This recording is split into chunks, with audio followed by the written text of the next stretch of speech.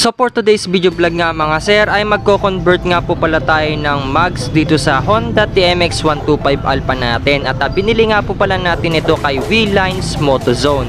At ito nga po yung NK mags na 5 spokes. Tapos mag-experiment din pala tayo ng mga gulong dito. So bumili ako ng Maxxis na tubeless, size 9080 po yan. Tapos yung gulong natin sa harapan ay 6080 na Maxxis din mga sir. So mag-experiment po tayo rito. Titignan natin kung ano nga po ba yung babagay na gulong dito. Tapos meron na rin po palang pre-sealant yan. At saka ito nga po pala yung mga gagamitin natin. So puro pang wave po yung panglikod nito mga sir. Bale 38 teeth na genuine na KYSK. Tapos bolts syempre. Baka papalitan din natin yan ng Allen bolt mamaya. Tapos RCB na pito mga sir. So medyo hindi po budget meal yung i-build natin dito. Tapos TTGR na hub flange. Ayan, ito po yung itsura niya mga sir. So sa may sprocket po yan mga sir. Tapos yung rubber damper. Ayan, so genuine din na Honda yung ilalagay natin dito. And then ito naman po yung brake shoe na ordinary. And then ito po yung brand niya mga sir. Makoto po yung brand niya. Tapos ito naman po yung rear hub na cover. So bale pang Wave 125 po itong mga gagamitin natin. At bago tayo magsimula mga sir, kung bago pa lang kayo sa aking munting channel, ay huwag nyo sana nakakalimutan na i-click yung subscribe button, pati na rin yung notification bell para sa tuwing nag-upload tayo ay lagi kayong ma-notify at lagi kayong updated. At simulan na natin.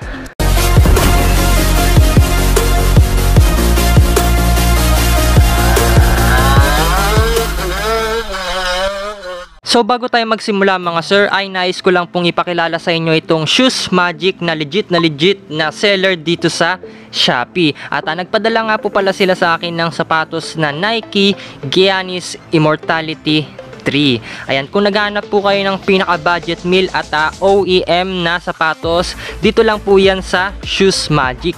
At mag-iwan na lang po ako ng link dyan sa pinned comment at dyan sa description box kung gusto nyo pong umorder. At talagang napakarami pong magagandang ratings dito at puro 5 star po yung mga ratings ng mga bumili rito. So kung nagbabalak po kayo, check nyo muna po yung mga ratings at mga review ng mga iba pang mga bumili dito sa Shoes Magic.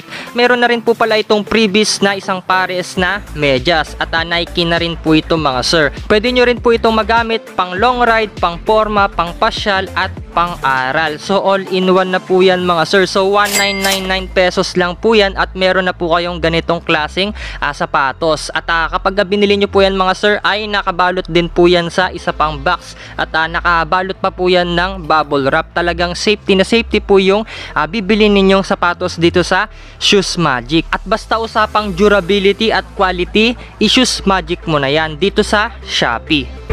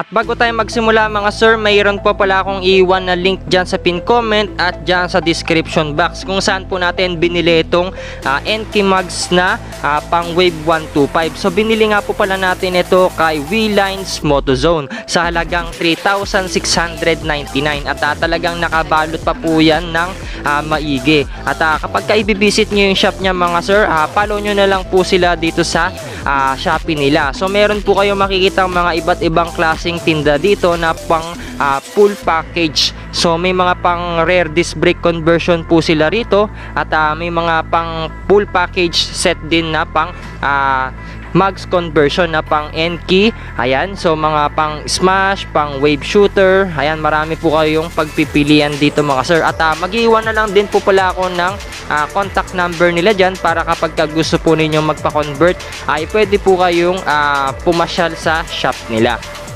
At dito nga mga sir, mag-unboxing muna tayo ng mags natin. So yung babanat nga dito ay si Tulpo Works. Ayan, so nandito po tayo ngayon sa RS Camagay Motor Shop dito sa Paniki Tarlac. Tapat lang po yan ng ADESA. Tara, mag-unboxing muna tayo.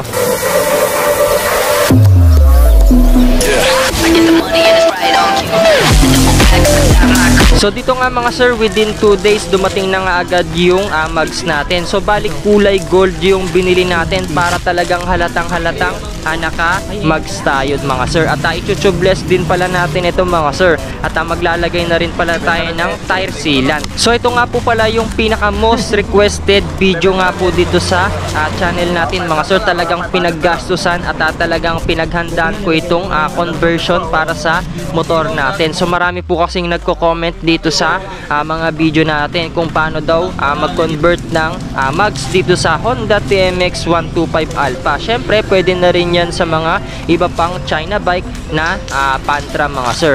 Make sure nyo lang po na i-full watch nyo po itong video tutorial na gagawin natin, kasi ako pa lang po ata yung gagawa ng full video vlog nito kung paano mag-convert ng mags dito sa mga TMX. Kasi po yung iba po ay hindi po nila pinapakita yung mga diskarte na ginagawa nila, kaya yung iba natatakot mag-convert. At dito nga mga sir, ilalagay na rin pala natin yung RCB na P2 natin. Hindi po ito sponsored ng RCB pero RCB baka naman.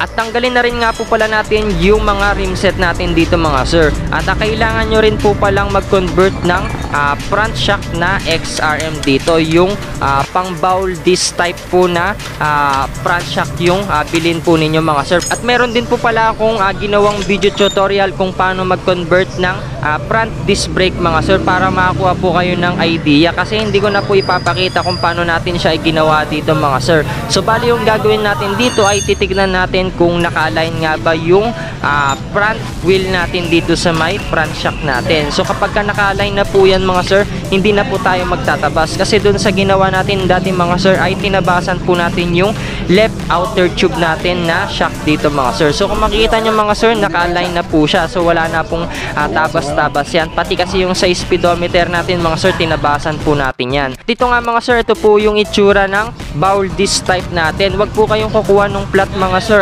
mas maganda po yung ganito mga sir, parang palalim po yung disc plate natin. So magkakaproblema po kasi kayo kapag flat po yung kinuha ninyo. At syempre higpitan na rin natin yung mga allen bolt dito sa mags natin. So dapat pong maigpit na maigpit po yan mga sir, kasi pwede pong kumalas yan kapag hindi po masyadong maigpit. Tapos kukunin din pala natin yung mga pinaglalagay natin dito sa hub natin. Yan po yung stopper natin dito para sa speedometer. So ilagay na nga lang din po natin yan dito sa may mags natin.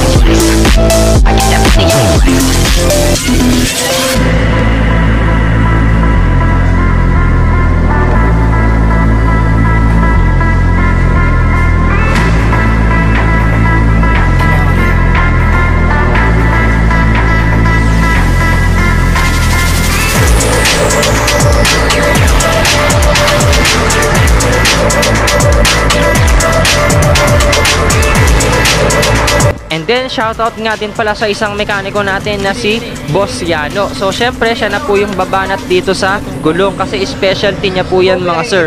So bali 90-80 po yung ilalagay natin sa likod mga sir. At sa dulo po ng video natin ay magpapalit po ulit tayo ng medyo manipis. So bahala na po kayo kung ano po yung trip ninyong ilagay dito na gulong, kung malaki ba or mapayat yung ilalagay ninyo. And then bumili rin po pala tayo ng 6203 na bearing. So ilalagay po natin yan dito sa may flange natin. So yan, lagyan na nga po natin ng grasa yan mga sir.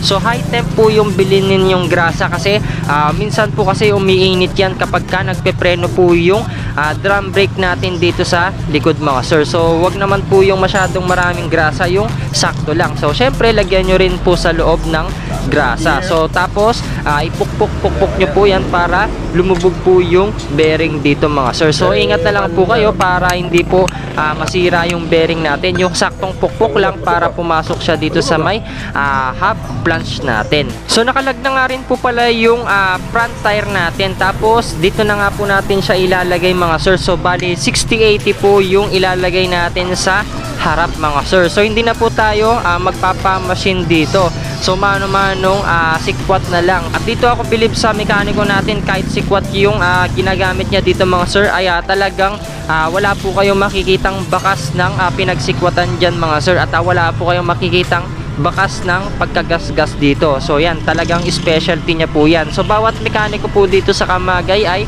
may mga kanya-kanya pong skills yan mga sir. So may magaling sa gulong, meron pong magaling sa conversion, may magaling sa mga pagmumodified ng mga makina, at saka may mga magagaling po sa wiring.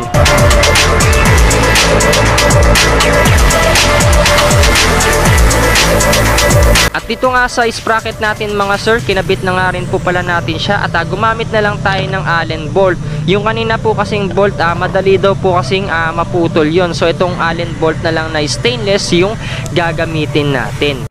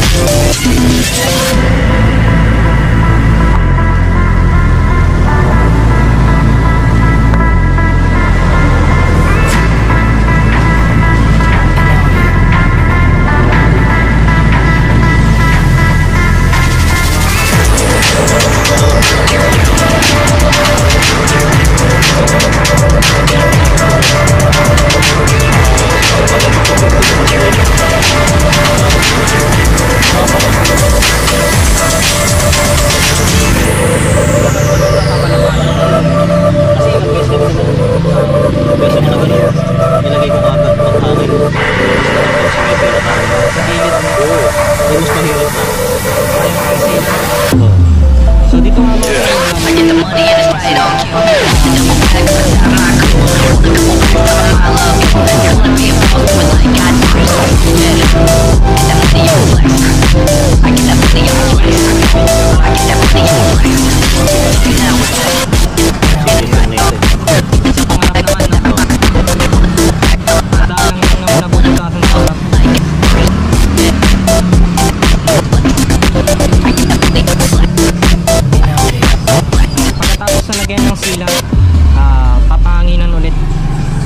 pinaka-final. At pagkatapos nga nyan mga sir, magpahid lang po tayo ng konting grasa dito sa may ehe natin dito sa front shock.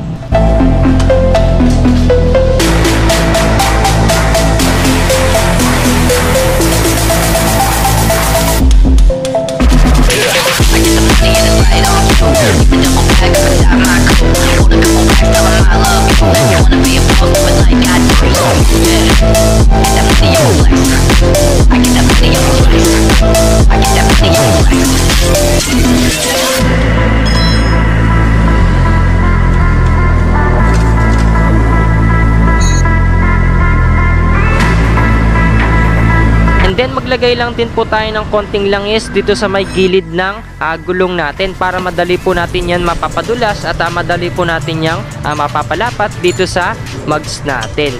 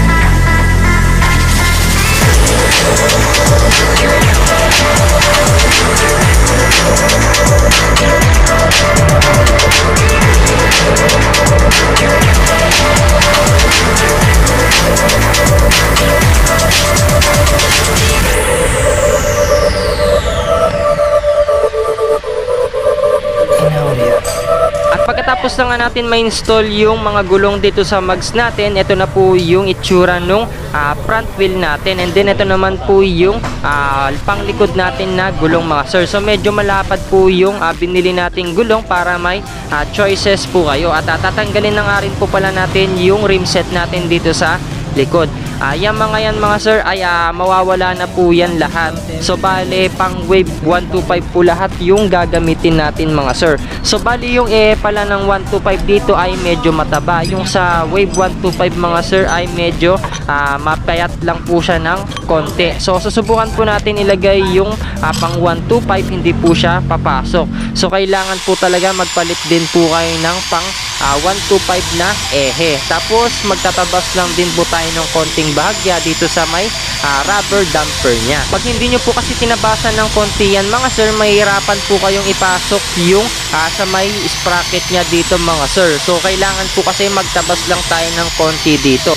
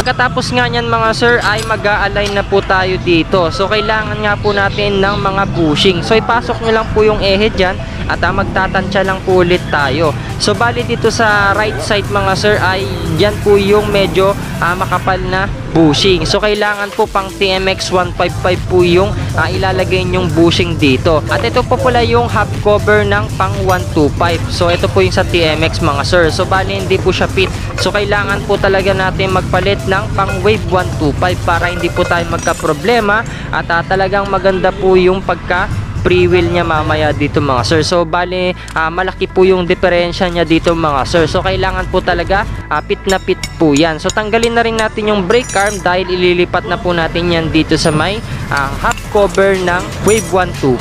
So gayahin nyo na lang po yung mga ginagawa namin mga sir para kapag ka nag-convert po kayo ay hindi po sumakit yung ulo ninyo at magiging madali na lang po yung pag-convert nyo ng mags dito sa TMX 125 Alpha mga sir. So syempre yung mga pinagtatanggal natin na mga rubber dyan mga sir, yung mga spacer ay kailangan po ilalagay din natin dito sa may hub cover ng wave 125 natin.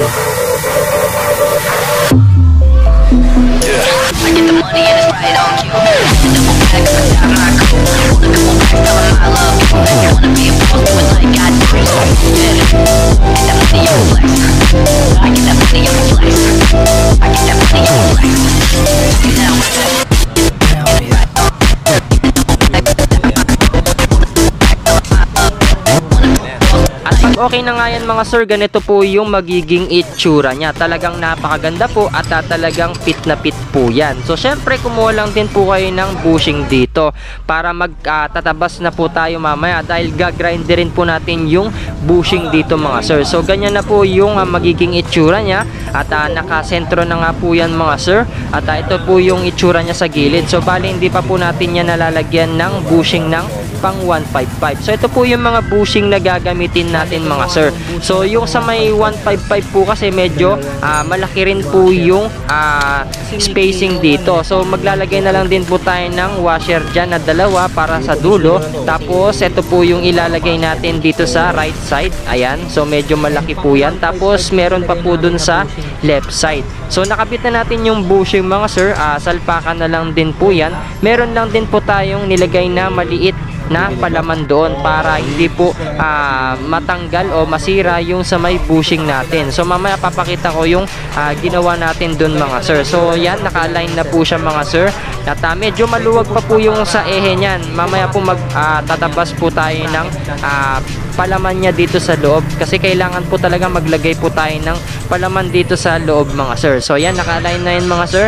At pagkatapos ng na-align ay higpitan na natin at check natin kung okay na nga po yung pagkaka-align natin dito. At tatabasan na nga po natin yung pinaka-palaman niya dito sa loob mga sir. So ito, maganda na nga po yung free wheel niya. Ayan, okay na nga po yung free wheel niya mga sir. At makikita ninyo talagang gitnang-gitna po siya.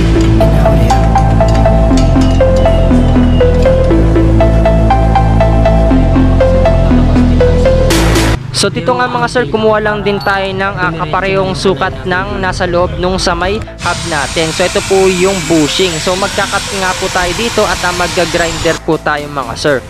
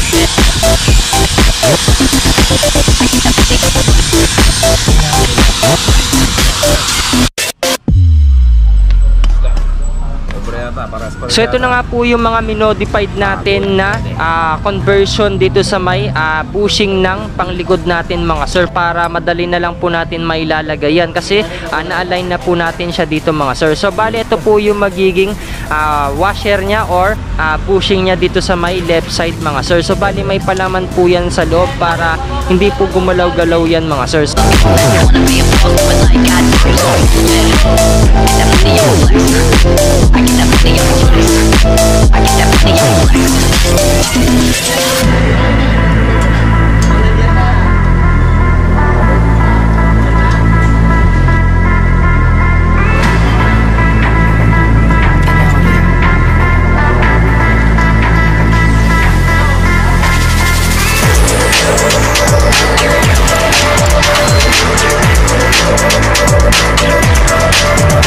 Dito nga mga sir, okay na nga po yung pag-convert natin ng mga washer at bushing dito sa panglikod natin. At kung mapapansin nga ninyo mga sir, talagang gitnang-gitna po siya at napakaganda ng free wheel. So bali magtatabas lang din po pala tayo or magpuputol po tayo ng kadena dito. So yung saktuan lang mga sir.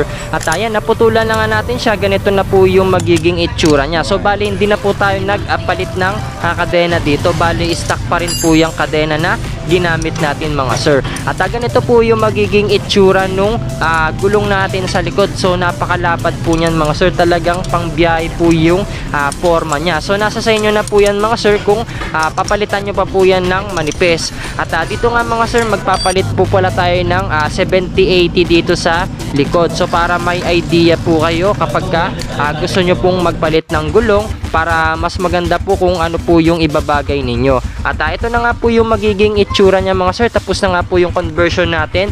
Bale 60-80 po yung front tire natin mga sir. Bale parehong 1.4 po yung lapad ng rim natin dito. Harap likod po yan mga sir. At ang advantage nga po ng Nakamags mga sir ay naka-tubeless na po kayo dito. At meron na po kayong tire sealant. So in case po na may madanan po kayong mga maliliit na thumbtacks or yung mga stapler, mga pako, wala na po kayong problemahin dito mga sir dahil naka-tubeless na po tayo. At pakita ko lang din po yung likod niya mga sir. So ganito naman po yung magiging itsura niya. So kapag ka naka 90-80 po kayo sa likod mga sir, talagang pang biyahe po yung setup natin dito, talagang pang long ride. So kapag ka nag 70-80 po kayo mga sir, talagang pang city drive lang po yung setup natin dito kapag ka 60-80 sa harap tapos 70-80 sa likod. So ang magandang i-partner mga sir kapag ka 90-80 yung likod ninyo ay nasa 70-80 na lang din yung nasa harap ninyo mga sir. So bale magpapalit na lang din tayo ng gulong sa likod. So papanipisin na lang natin siya para makakuha po kayo ng idea. Talagang pinagandaan ko itong vlog natin. Talagang pinagkagastusan ko rin. So ito mga sir, napakalapad po ng gulong dito at maganda po ito kapag ka bumabangking po kayo mga sir, lalo na sa mga downhill. Napakaganda po nito mga sir. At dito nga mga sir, saktuan lang din po pala yung sa may brake arm natin. So wala na po tayong tinabasan dyan at plug and play na lang din po yan. At kinabukasan nga mga sir, pumunta nga po pala tayo dito sa Herona Tarlac para bumili ng bagong gulong na 70-80 na Maxxis din na by 17 dito kay Boss Marlon Molina.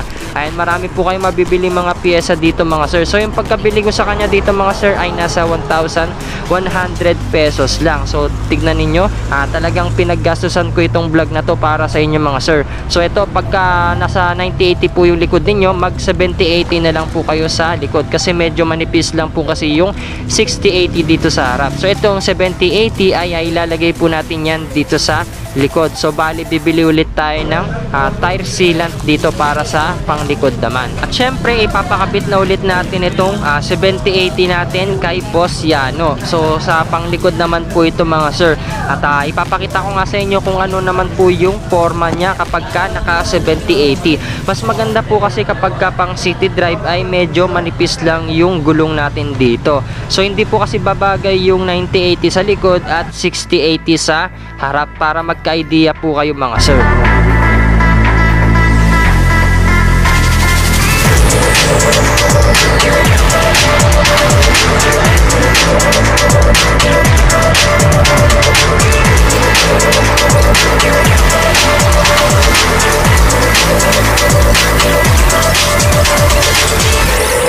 At nung na-unboxing na nga natin yung gulong natin mga sir, ganito po yung itsura nung 70-80 mga sir. So bali sa likod po natin yan ilalagay. At gagawin ko na lang pang display yung pinagpalitan natin dito sa likod. So bali 1 day old pa lang itong Maxxis tire natin na 90-80. So magpapalit ulit tayo mga sir. O kaya yung gagawin ko mga sir ay ipang papabigat ko na lang yan sa bubong namin. Kasi kapag bumabagyo, nililipad yung bubong namin mga sir. Hindi, joke lang. Ayan. So ipapamigay na lang natin ito sa lucky viewer natin. Syempre baka mabash na naman tayo dyan. So syempre pinasikwat na naman natin ito mga sir. Ganyan tayo kalupit. Napakabagong mags ay nabinyagan na naman mga sir. So yan, makikita nyo mga sir, napakabago nyan. May tire sealant yan. So itatapon lang ulit natin yung tire sealant dyan. At syempre ihugasan natin yan at magpapalit ulit tayo ng bago. So yung pito mga sir, buhusan nyo lang din ng tubig yan. So syempre kung paano natin siya kinabit mga sir ay maglalagay ulit tayo ng pampadulas na langis dito para madali na lang ulit natin mapapalapat yung gulong dito sa mags natin.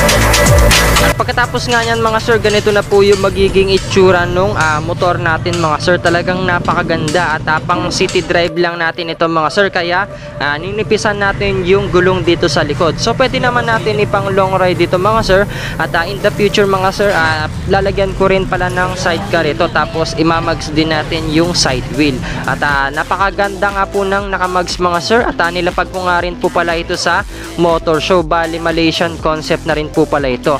At sa mga gusto pong mag-convert mga sir, meron po akong iwan na link dyan sa pin comment at dyan sa description box yung mga pinagbibili natin, para rekta na po kayo dyan sa Shopee. At huwag nyo nga po pala sana kakalimutan na i-click yung subscribe button, pati na rin yung notification bell, para sa tuwing nag-upload po tayo ay lagi kayong ma-notify at lagi kayong updated. And thanks for watching. In audio.